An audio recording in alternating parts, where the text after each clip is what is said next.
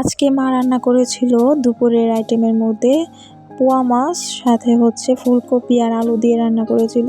তো রান্নাটা বসানো হয়ে গেছে। এখন পরিমাণ মতো তেল দিয়ে হলুদ আর মরিচের গুঁড়া মাখানো মাছগুলো ভালো করে ভেজে নিবে।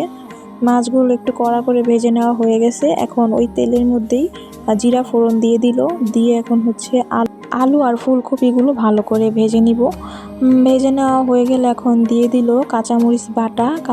কাঁচামরিচ বাটাটা দিয়ে ভালো করে কষানো হয়ে গেলে দিয়ে দিল গুঁড়া মশলা, যেমন হলুদের গুঁড়া আর একটু মরিচের গুঁড়া। আর যেন মশলাটা পুড়ে না যায় তার জন্য কিন্তু একটু জলও দিয়ে দিয়েছে।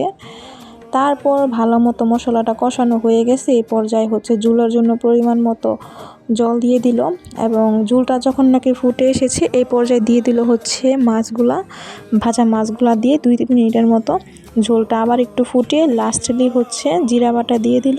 জিরা বাটা দিয়ে প্রায় আবার 2-3 মিনিটের মতো পছন্দ মতো ঝোল রেখে তরকারিটা নামিয়ে নিল। সো রেসিপিটা ছিল আজকে এই পর্যন্তই। সবাই অবশ্যই লাইক, কমেন্ট এবং শেয়ার করে পাশে থাকবেন। Thanks for watching this video. By.